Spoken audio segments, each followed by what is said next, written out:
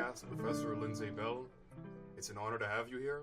Today we're just going to be talking about the experience of being a historian, what's it like, your PhD thesis that covers baseball and its relationship to identity at times of war in the 20th century, and the work it takes to be a historian, and what advice you have to a future historian. So I guess I'll start off with the question, what is a historian? What does a historian do?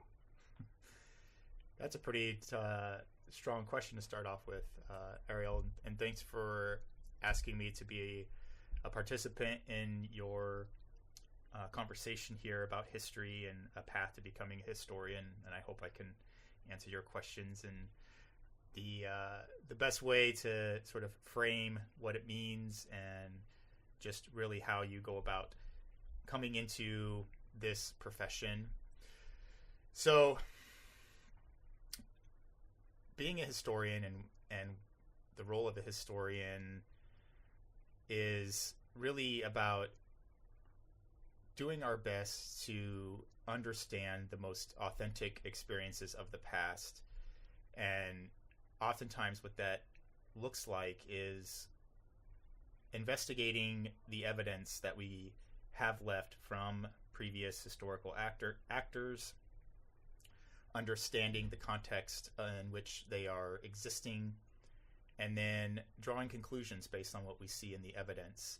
And the most important thing often for historians is to then see what relationship it has about our present world. So how does the past help us to make better sense of the world in which we find ourselves, the world that we're living in, the world that we've inherited from previous generations? And I also truly believe that in doing so, and through the investigation of the past, we can form a moral base to assess right and wrong based on how we've seen past civilizations, past societies function and act and interact with one another. So we can assess that to sort of parcel out, was this, or would we deem this as something that's morally right or morally wrong?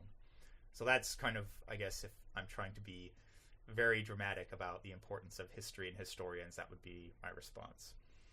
So as part of the work of being a historian, you would say that a large part of it is to actually read the sources and to find the truth, and then the other part is to try to analyze it in your own way.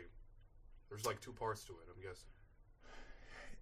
Yeah, so it's important to recognize that even before a historian begins looking at primary sources, which for me saying this, I know sometimes is a bit, it's a bit detached from the way that we teach it in classes, because we want students to interact with primary sources, which is why in any history class, especially in the upper high school and then clearly in higher education, college and universities, they want you to look at primary sources, and it does help.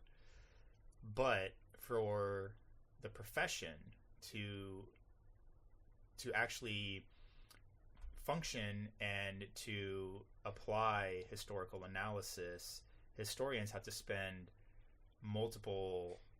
countless hours reading secondary information, so books and articles that have already been published and written by previous historians on the topic. So before you even begin to go into the archives to try to interpret what you think sources mean, you have to know what someone else has already written on it. What archives or what sources have they looked at? How did they analyze it? What was the lens through which they applied their interpretation to make meaning and understand the sources in relation to not only those who are writing them at the time, but what they can tell us about our present world. So that helps you that gives you what in history we call historiography, where you have to know the conversations that have already taken place before you even begin to look at the primary sources, because you have to know, where does my voice fit into this topic? Because if you have an idea about what you think you're going to write about, no matter what the sources are going to tell you, if someone else has already written something on it, then you sort of have to find a different voice, find a different path, because that has already been claimed. So that's a whole layer to it. But once you have all of that secondary information read and you understand it and you've analyzed that, then you can start looking at the sources specifically, because that way you can understand, well, maybe this previous historian did not consider this specific belief or idea when they were looking at the sources, and therefore that didn't really come through.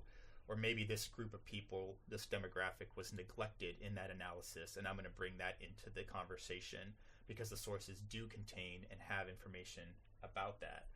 So that's a whole part of what this profession requires and needs in order to understand the most authentic experience of the past. And any good historian will let the sources tell them what the argument, essentially, that they're going to make will be, because you can't retrofit an argument into the sources. I mean, you could, but that would be dishonest and you would not be a very good historian. So in the end, it is about having the knowledge to know what has already been published, to find your own voice and to see how the voice that you believe needs to come through in the sources, and whether or not the sources do actually align with it. That's a whole process that historians have to sort of see in relation to not only the idea they have, but what the sources actually tell them to. Okay. So you're saying that part of being a historian is not just to read the primary sources themselves, because there's already been a lot of work on that. It's to read other people's analysis. So, like, part of being a historian is kind of like with music. They're never going to run out with new music you can write. There's always more to analyze, because the primary sources eventually they run out. But when you do the analysis, there's so many more secondary sources. It's like music, There's always a new composition you could make. Yeah, in some degree, and I get why you framed it as the primary sources run out. I understand what you're saying, but in some ways, there's always going to be new sources uncovered. Sometimes we don't know what collection of sources might be sitting in someone's attic somewhere that hasn't been discovered yet, simply because of that. They haven't turned them over to an archive yet to sort of bring into the collection in order to be accessed by historians. So in some ways, the primary source, the collection of primary sources can grow in certain areas, but obviously, as you noted, there are ways in which primary source collections don't really have growth to them, and the growth that they might experience is very, very minimal and might not necessarily alter entirely the way that historians understand that past person or event. But yes, simply as far as the secondary sources are clearly in abundance, and that's why I will tell students often that when you go to the library and you look at the bookshelf with all the history books, the reason that there's more than one book on the Civil War, the reason that there's more than one book on the Progressive Era, is because there not only are different ways to engage with the primary sources.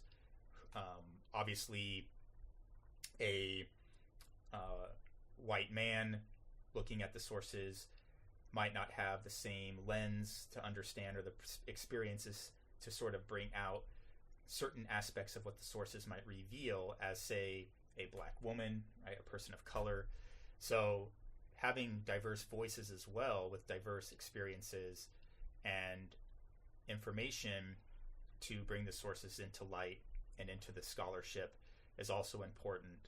So it's not necessarily only about what is available in the primary sources, it's also who's looking at them and who has contributed to those secondary sources. Because if every single book on a topic was written by a white man, which for a lot of U.S. history that was the case, then you could be looking at the exact same topic, the exact same sources, and as a woman find something entirely different. And that's why in my 17B class, I often will refer or at times assign readings from a book called The Confederate Reckoning, which is by a female historian, Stephanie McCurry, who's looking at the Civil War, a topic that's been written about by multiple different people and historians, hobbyists over time, yet has never brought forth the gender analysis that McCurry has injected into it to help us see it in a very different and profound way. So that's another process of expanding our understanding of the past to bring in more perspectives that help us better analyze and assess it. So that is very interesting. So you're saying that you as a white person reading history that's mostly written by white men, you might not get the same understanding as if someone who's of a minority, a person of color, would. Exactly. Yes. Because we, as much as historians and any good scholar or academic will always try to be, and using the air quotes, unbiased in their approach, we all have biases. And having a bias isn't necessarily a bad thing. It's just a natural process of the human experience, is that you develop these. And the way in which I navigate society, navigate the world, has shaped particular biases in me that are not going to be the same as someone who is not the same as me, who has different experiences, a different background. And that will shape then the way that they understand the world around them.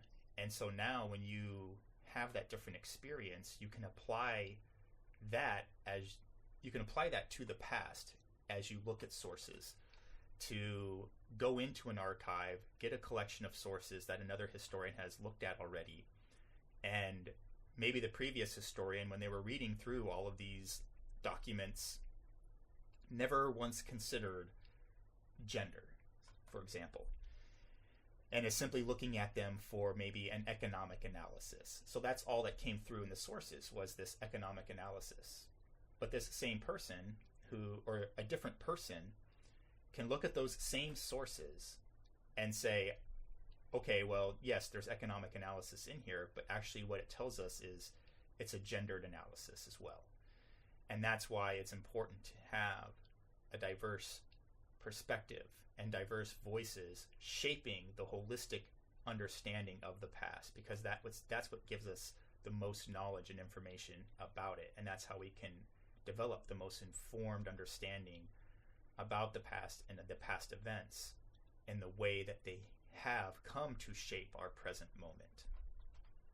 So you're basically saying that if you have many different types of people that study the history, you are going to find many new aspects of it that would not have been explored had it only been done by one group in one country, right? If you have historians from all those countries studying it, you're going to get like the most accurate and the deepest insight to the complex thing that the history of the past is. Exactly. And I mean, it depends on the history. Obviously someone who's writing on just U.S. history, you don't necessarily need the perspective of a French historian to study, say, the closing of the frontier. I mean, they can, and they might offer an interesting perspective. But obviously, when we're talking about the frontier as a concept that defined and shaped so much of U.S. history for so long, if you only have the perspective of the descendants of white Europeans in the scholarship and not the perspective of indigenous peoples who were clearly affected by this process, then yes, you have a very narrow view and understanding of the past. And I guess I will use this as an opportunity to transition to my own research, which is something I know you mentioned earlier. It's amazing. Yeah, we'd love to hear about it. Because, so for example, I'm looking at the early 20th century, and specifically the way that baseball at the time was a very powerful cultural institution that had a lot of influence on the construction of American identity. And when I was looking at a lot of the scholarship that had already been written by previous scholars, I'm hesitating mainly because in sports history, And there was a long period in which academics, universities did not see sports history as valuable. It was kind of like, oh, that's just hobby history. It doesn't really have any academic merit. But that has changed over time as more scholars have shown that you can actually use sports as a way to access what we call a lens, right? We can look into the past through this particular framework. So sports is the framework. And we can analyze the past to understand very important and powerful ideas and moments. And so most of the people who had contributed to the scholarship were journalists. And there's nothing wrong with journalists, of course. Journalists have contributed some great... to one right now. Yeah, exactly. I do not want to offend anyone at Lavos. You do phenomenal work. I'm a big fan. But within the field of history, if someone has not earned a PhD in history, and I'm not trying to gatekeep because there are some valuable works of history that have been contributed by journalists. Daniel Okrent is a journalist who's contributed a lot of really good scholarship to history. But one thing I found within sports specifically is what I'm referring to. Within sports history, a lot of journalists have a very myopic view of analysis. All the analysis is within the sport itself. And I found that they're not connecting things outside of the sport that are happening beyond the ball diamond, beyond the field, to see ways that the sport is actually connected to larger cultural phenomenons, cultural developments, historical developments. And that's where I uncovered a specific type of understanding about a particular moment in the past that is connected to the First World War and baseball, specifically the 1919 World Series, which, if anyone is familiar with that, this was the World Series, the infamous World Series in which a gambling network, the gambling circuit, actually paid players on the Chicago White Sox to intentionally lose the game. So they rigged the outcome to win money in gambling because the White Sox were favored to win. And this is what is known in the history of baseball as the Black Sox scandal. And so much of the analysis on this was basically just about baseball and gambling. But I see a relationship between the scandal and what happened during the First World War and the way that then the first commissioner of baseball, Kennesaw Mountain Landis, believed he had to reform the game in order to make sure it was an institution. Again, because we're talking about a time in history where sports were seen to serve a vital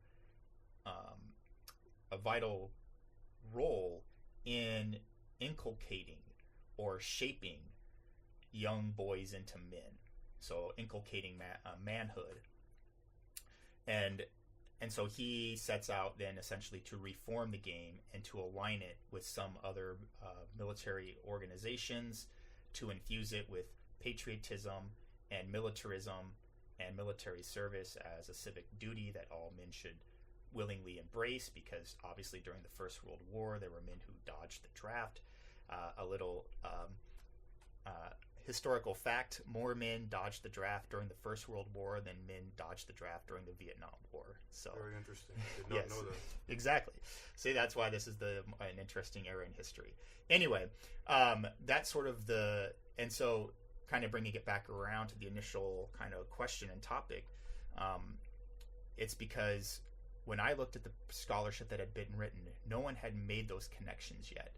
So that's where I found my voice, right? I found a way to see that larger cultural connection between events that were happening within the United States that had an influence and shaped a moment, and seeing then the way that particular people act and made decisions are all within this sort of larger framework of the post-First World War era in the United States, in which defining American became very, very important for leaders, not only of political leaders, but leaders of powerful cultural institutions, so like baseball. So baseball had to be, according to the head of baseball, Kennesaw Mountain Landis, baseball had to be a cultural institution that would shape men into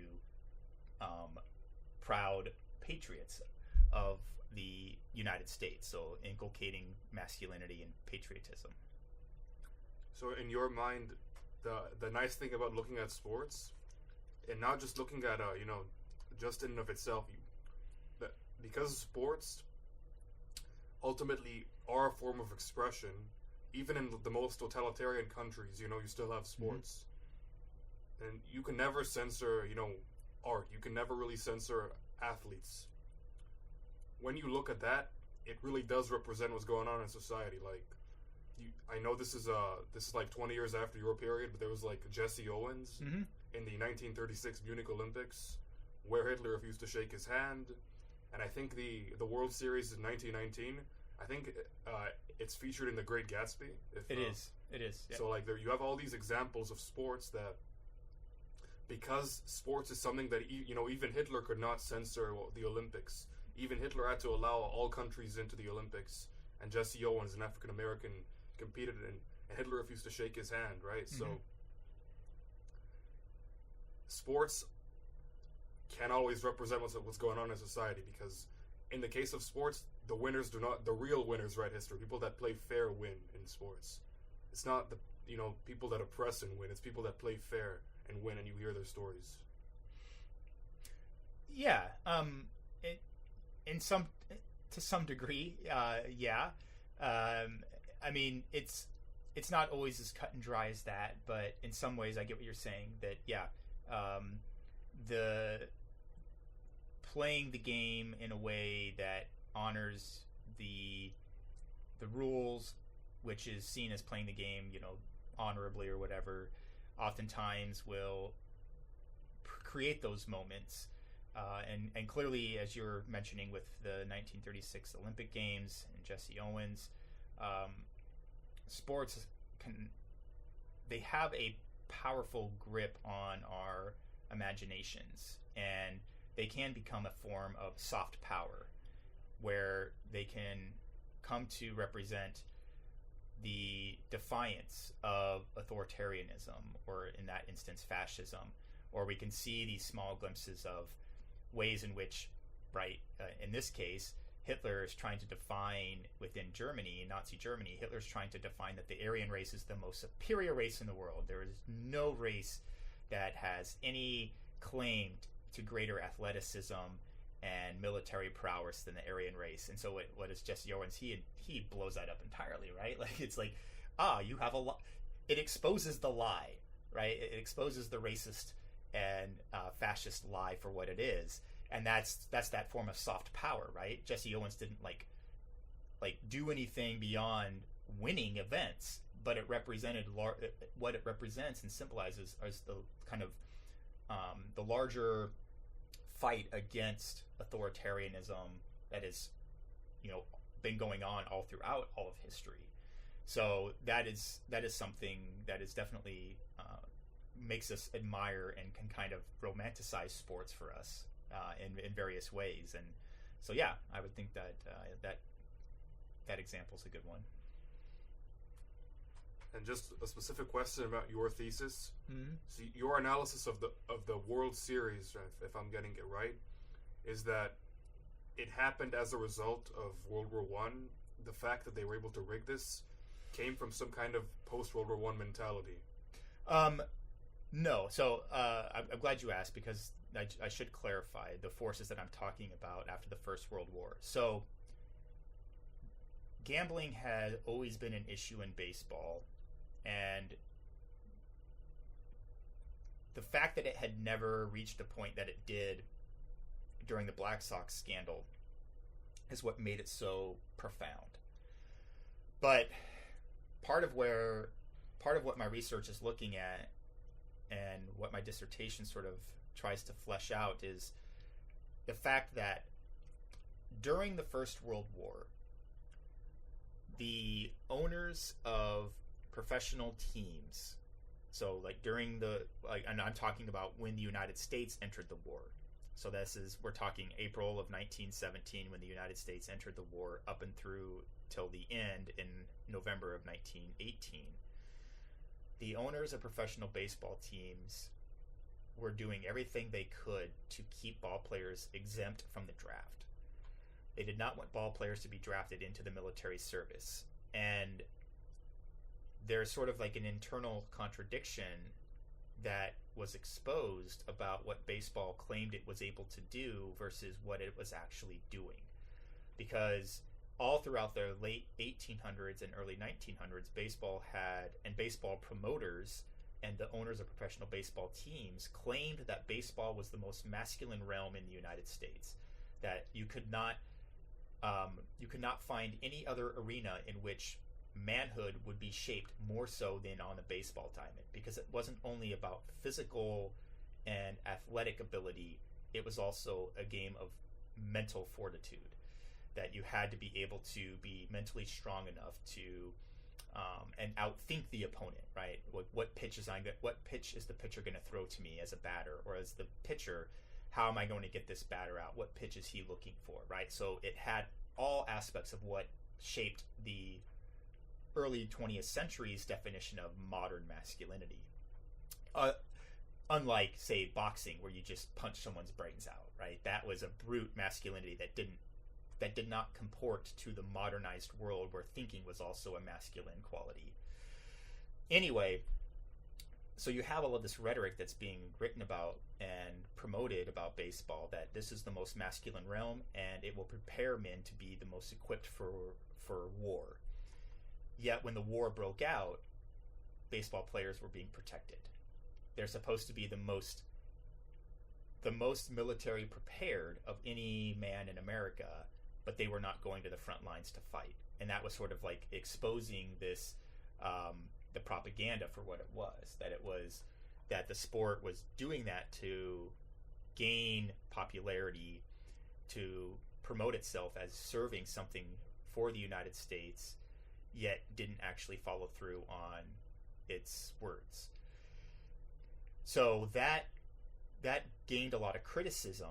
There were actually a lot of journalists, and the way that people kind of pushed back on the owners and the sport, it lost its popularity.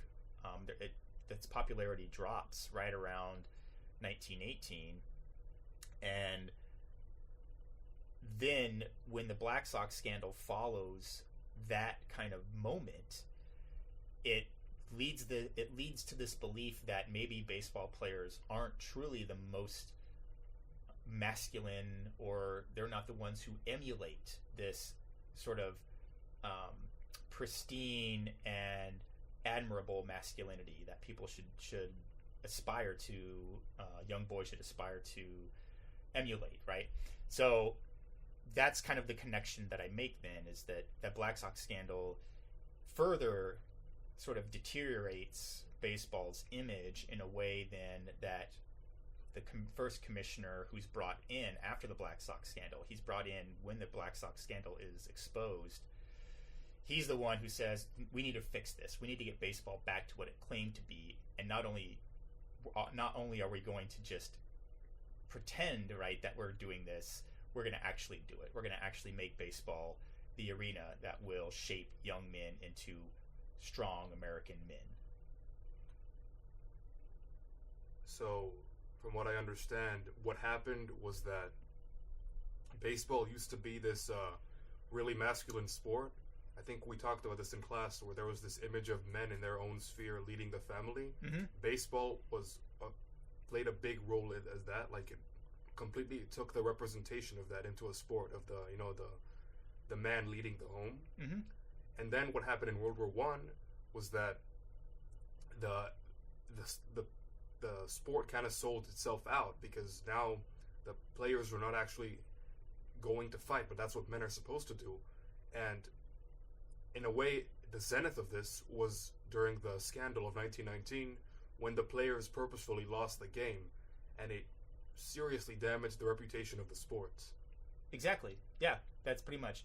And I will say that some baseball players, some professional players, did end up going and did enlist to fight, but they were the numbers that ended up enlisting in the Army or the Navy did not reflect the numbers that many were led to believe would have fought based on the propaganda.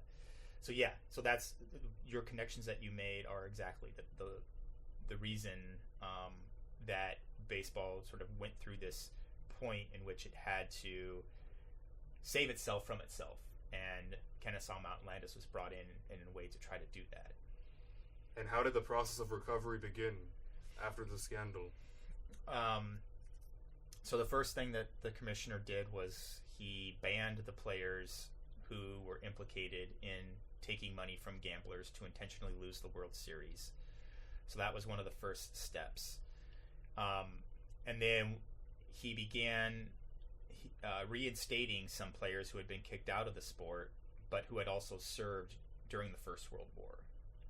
And he cites their military service as reason to have them reinstated. And then there's a longer sort of process of joining ranks with the American Legion and a junior baseball program that they launched in 1928 as a means to grow baseball's popularity. But again, we're talking about a time when people believed that baseball literally was a way to shape boys into men, but at the same time help them develop civic pride and to understand their civic duties and responsibilities as men and citizens of the United States. So there's multiple layers to this, and sportsmanship then becomes kind of this mantra within sports that was supposed to define a particular type of fair play that was also supposed to reflect this sort of benevolent and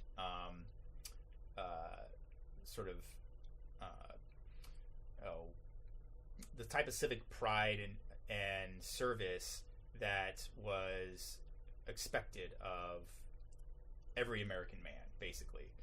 So that's sort of kind of how the process started. I guess my follow-up question on this is that part of what you said as part of being a historian is that we're not just looking at what happened in the baseball game. We want to use sports to see how they reflect broader society. Mm-hmm. So we already talked about how it covers this idea that men had to be masculine to lead the house, and that was supposed to be expressed in baseball. But my question is, does this go even deeper than just the masculinity of men leading the house? Does baseball also reflect at the time the situation with race politics? Mm-hmm. Definitely. How broad does this reflection go throughout society? It's a good question, and so it touches on issues of race as well, because what's happening. So the belief at the time, and this is, I mean, in some ways, this belief still is very much a very powerful belief amongst a lot of Americans. The idea that service and sacrifice, right? This is the ultimate expression of patriotism, and therefore anyone who takes it on themselves, and even at the time, right? Even if you're drafted, you accept it, right? So whether you volunteer or you accept that you might have to give your life in the name of whatever your country defines the conflict as, right? This is a fight for freedom and democracy, and many people at the time in the early 20th century, they saw the First World War as this is a war to defend liberty and freedom from the authoritarian Germany, right? The Kaiser. And so when you have this idea that service and sacrifice is the ultimate expression, the ultimate act of patriotism, that then earns you a particular role and place in American society, that you have now earned some place of respectability, and you should be respected and honored for that. And that means you also reap the benefits then by making claims to positions of power. That you are one of the first, I mean, there's a reason that a lot of US presidents were formerly generals in the army, right? Or in the military. This has earned you some respectability that you now have the resume to serve as a leader. So when the entirety of all of those that you are shaping, the sort of collected faces that come to represent then, America's Joe patriot, if they are all white, then that in itself implies that Americans of color have no place in making the same claims to leadership. So as baseball's constructing this hero ethos that is supposed to see the baseball player as interchangeable with the brave soldier on the front lines, they're one and the same. If the image of that person is constantly seen as white, then it strips people of color from claiming that same type of respectability. And at the time, some African Americans did go to fight in the war, but they were segregated, right? Yes, right. So they are segregated. They are not highlighted. They're not held up. And same with the Negro Leagues that launched in 1921, not until after the war. But the Negro Leagues then were segregated as well. So you have two professional sports that never share or don't have interaction with one another. And that's very much how America was segregated. So as that hero ethos is being constructed, it is also making commentary on race, as you were initially asking. So that's how it connects to, the broader status of society at the time. This is a question, you might not have studied this because it's a little bit later, but I'm sure you know the story of Jackie Robinson. Yes, yeah. The African American baseball player who played in a white league. If you could quickly tell the viewers the story and how it connects to what you researched. So, but I'll get to Jackie Robinson, and here's kind of the segue I'll make. So, the reason that black players, and this actually connects back to Jesse Owens as well, the reason that athletes of color were barred from playing in professional baseball was because of the false and racist belief that athletes of color were not as athletic as white athletes. And the U.S. Army actually published a report in 1921 that claimed that black soldiers were not as efficient or not as capable of combat as white soldiers. So, right, it's feeding into all these, and also kind of eugenic ideas about race and these racist beliefs about who has actual ability and who does not have ability. So that mindset is what drove and divided the leagues, because what that does and what that belief did is it reinforced the ideas of white supremacy, right?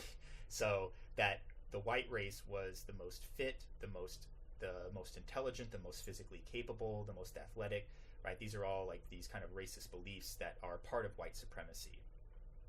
So once again, just as Jesse Owens did, but the distinction though is Olympics were amateur sports, right? Amateurism is not the same as professionalism. There are the beliefs at the time as well is that professional sports were the highest level of athleticism that you could participate in. Amateurs, which is why for the most part you see college football, which was an amateur, having both black and white players playing.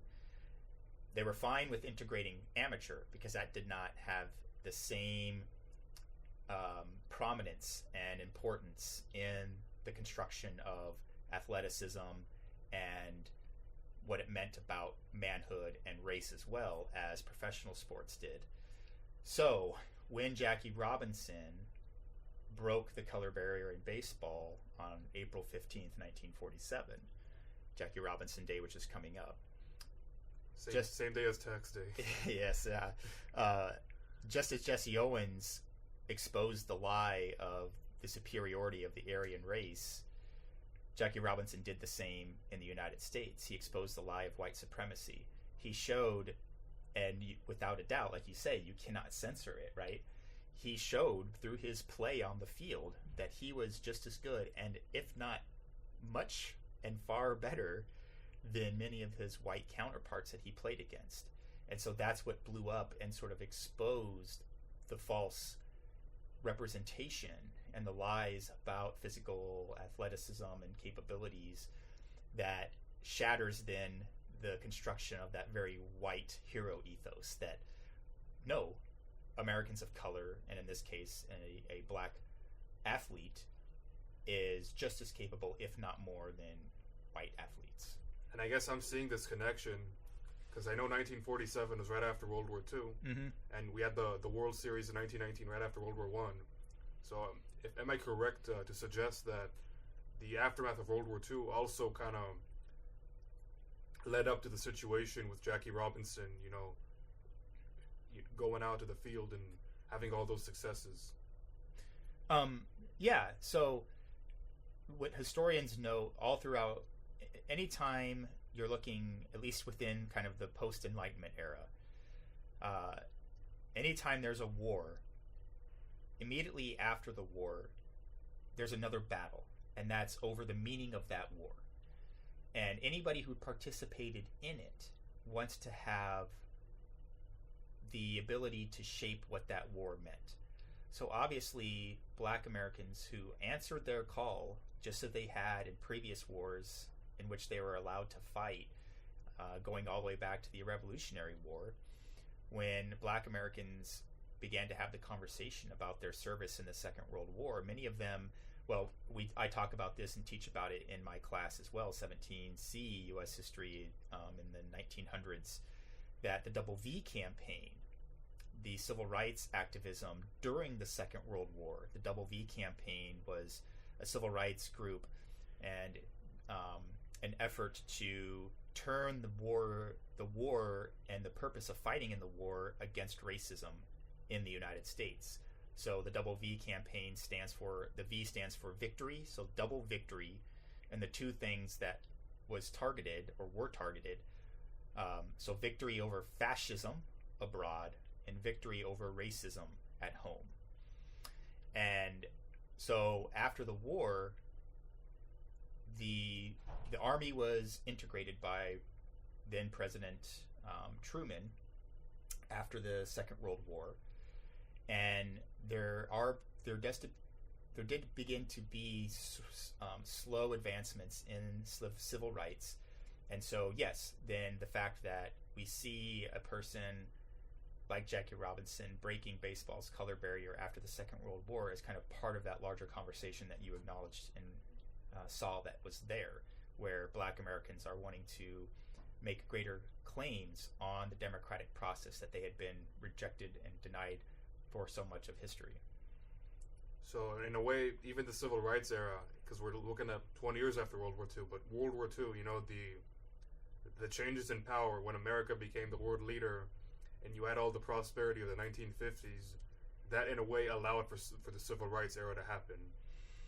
So, so the historian's kicking in now. There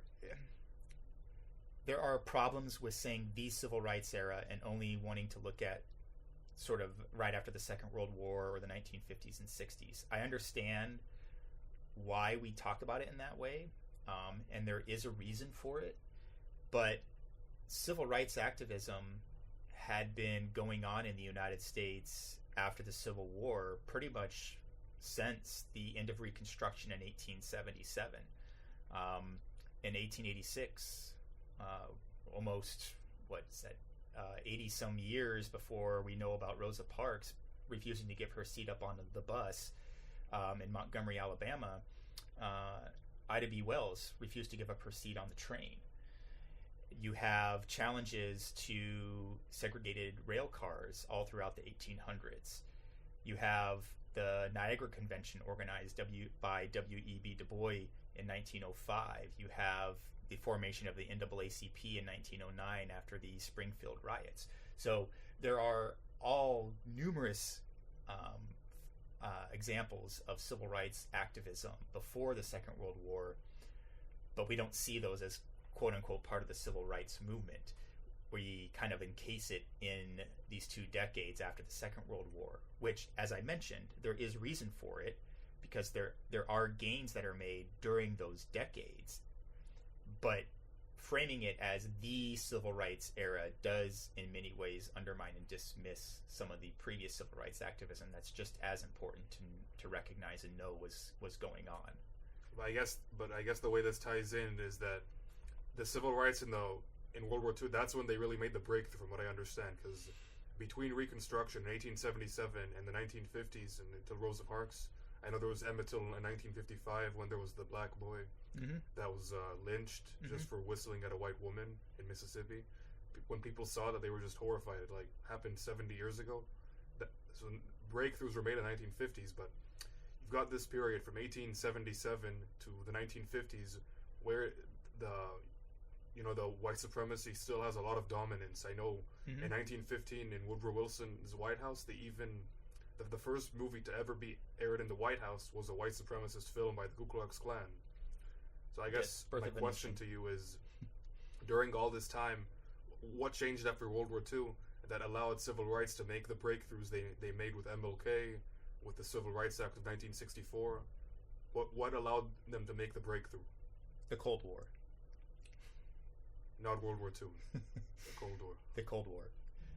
So when the United States was trying to build itself as superior to Soviet communism on an international stage, and dignitaries that they were trying to ally with from regions that were formerly colonized, that were going through the processes of decolonization and forming their state building in the post-Second World War era, and they are coming from places primarily through the global south, and they're not white, and they're traveling to the United States, and they're being told that they cannot eat at a particular diner, that had a lot of influence on the way the United States saw its own treatment of Black Americans on an sort of juxtaposed on the international stage in what they were trying to do as a world leader. So it's not, I am not by any means trying to say that civil rights only happen, or the advancements in civil rights only happens because of the Cold War. That is by no means what I'm saying here. What I'm saying, though, is why we call it the Civil Rights era, and the big why historians always ask, as you just did, why is it after the Second World War? Well, the one thing that never existed before the Second World War was the Cold War. And we have to recognize what external forces shaped and had an influence on the very important and much more prominent actions of the civil rights activists as well, that formed to advocate for that change. And that is by far the most important. Clearly, you have to have the right people and the right voices in the way that Martin Luther King Jr. is shaping the movement. But when we try to say, okay, well, so why do politicians and primarily white leaders begin to listen in some ways in which they never did listen to people like W.E.B. Du Bois or Ida B. Wells before? We have to see what's the one factor that is different in separating the pre and post Second World War era, and one of those defining aspects is the Cold War. So I guess one more question on this is, we've seen how the history of with sports and white supremacy, how it reflected the situation with the 1919 World Series, how in your analysis that reflects the broader situation of American society back then. My question for you is about today. How do you see sports today reflecting the situation in American society? So sports has become more framed as the distraction from the everyday, from the politics. It is obviously one of the main entertainment industries in the United States. And so that's really a large role that it plays. But obviously we can still see ways that it is politicized, whether we want to acknowledge it or not. It is. And when we think about how do we understand what might be some more modern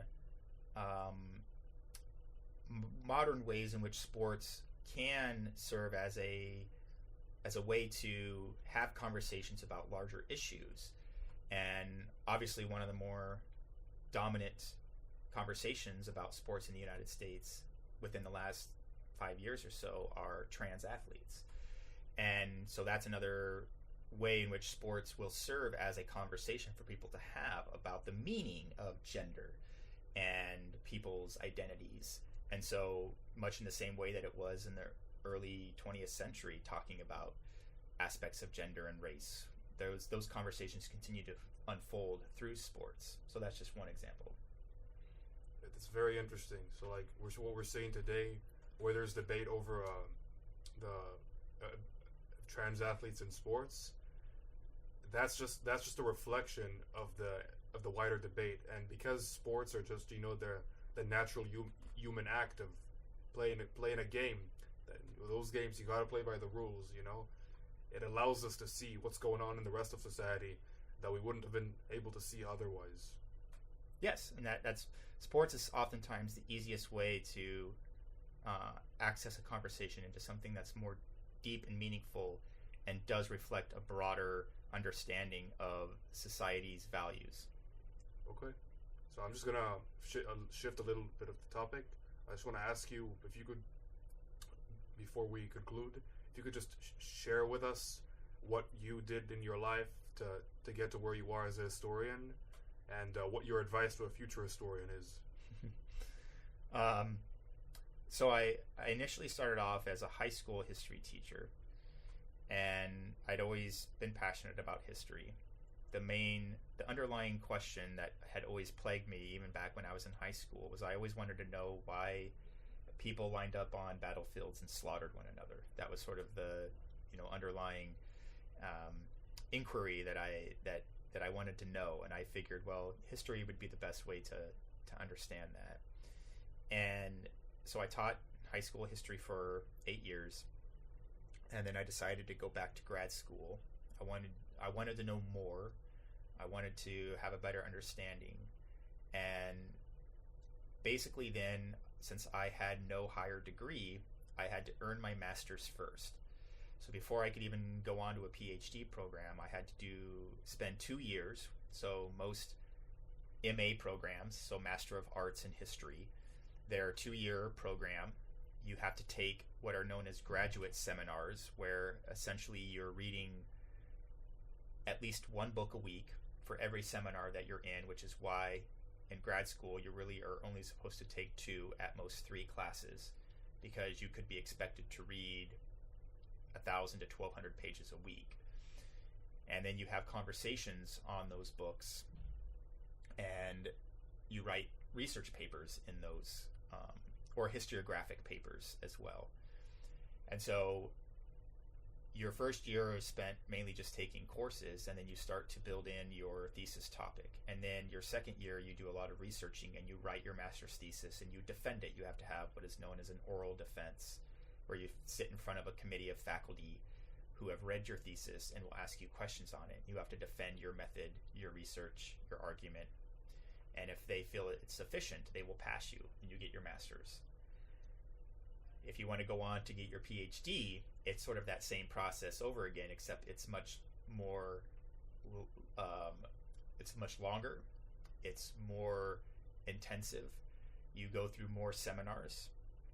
You have to, and then for the PhD, once you're done with your coursework, so you're done taking all the seminars you need to take, you have to pass your comps exams, which are called fields exams in history, where you have to declare, and every institution has a different way to structure this, but there's a similarity in that you as the PhD candidate, or I guess the grad student, you have to declare what fields of history you're going to become an expert in. So in the program I was in, I chose to do U.S. history, I chose to do Latin American history, and I chose to do rural history. And you are assigned a reading list from a professor who oversees your field. So your field of study, a professor will give you a reading list of books that you have to read. And that list can be upwards of 100 to 200 books.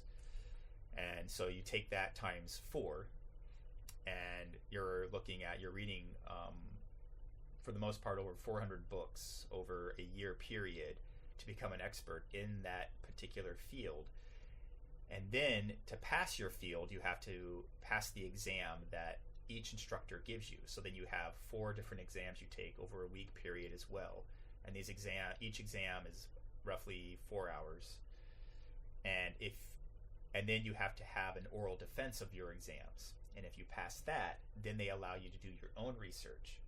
So after you get done with your fields exams, then you begin the reading of all the secondary information you need to read simply on your own topic before you even go to the archives.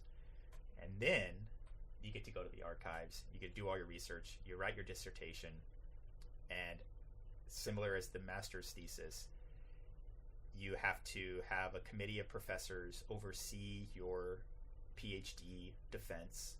They read your dissertation. You have an oral defense. They will ask you questions. They'll ask you questions about your methods, about your research, about your argument, your sources. And if they feel it's sufficient, they will pass you and you get your PhD. And then after the PhD, you can become a professor? After the PhD, then you begin applying to jobs, and yes, you can become a professor. Wow. But you are a historian. That is amazing. Wow. I'm sure what you've been able to do is very impressive. Well, thank you. Yeah. It does take a lot of time and energy and work, but it is very rewarding.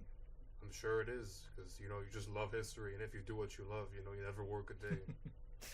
The grading makes it a lot of work, though. Yeah, I'm sure. Well, thanks for grading my paper. Yeah. But yeah, so. And your advice to me as someone who wants to be a historian? My first piece of advice is to assess where the politics are at in relationship to the profession. There has been a trend. It's become more intense as of recently, but this has been long and ongoing. The country has been moving in a direction in the last 20 to 30 years in which it wants to devalue the importance of historians and the humanities. And that does have a direct impact on the number of jobs. If a certain profession is seen to be obsolete or irrelevant, then it is not prioritized in budgeting. And if it's not prioritized in budgeting, then it means that there is less money there to fund it, which means there's less jobs in it. So that is something that needs to be evaluated, because that will have a direct impact on the prospects of getting employment, whether you want to be a professor at a college and teach, or whether you want to, say, become an archivist or become a historical consultant in some major government institution, which those jobs do exist as well. So that's the first thing you need to do, because that will help inform you about the prospects that might await you. And then after that, you have to know what it is that gives you interest in history. You really have to. That's an internal question that only you know how to answer, because if the pursuit of history is something that you're going after simply because you say, like, oh, I want to become a professor, which is great, which is an honorable and noble thing to want to do, but I think there needs to be a more important purpose, and there should be something meaningful that you see is vital to continuing to bring the field and what it can help us understand about the world and us as humans and the human experience. If you truly believe in maintaining the field and its integrity and what it can help us learn about ourselves, then I think you have a valuable contribution to make which will help then inform the way that you approach whatever it is you will end up researching, and that will give you the passion and drive that you will need to make it through the gauntlet that is graduate school. So, and then if you kind of check all those boxes and you're still good to go, then you have to look into the particular programs that you want to go into, look at some of the professors you might want to work with, and then you apply and hope for the best. I did hear about there's a good history program at UC Irvine, if you know. I'm not familiar with a lot of the history programs in the UC or CSU systems. I'm sure there's a lot of institutions that have really good history programs, so I wouldn't be surprised if they have a good one. But yeah, and then just obviously the kind of the old cliche, always go in with an open mind and ready to learn. Okay. Well, thank you so much, Yeah. Professor Lindsay Bell. It's an honor to talk to you. Thank you. Yeah. No, I Thank you so much. appreciate the opportunity. Thank you. Thank you.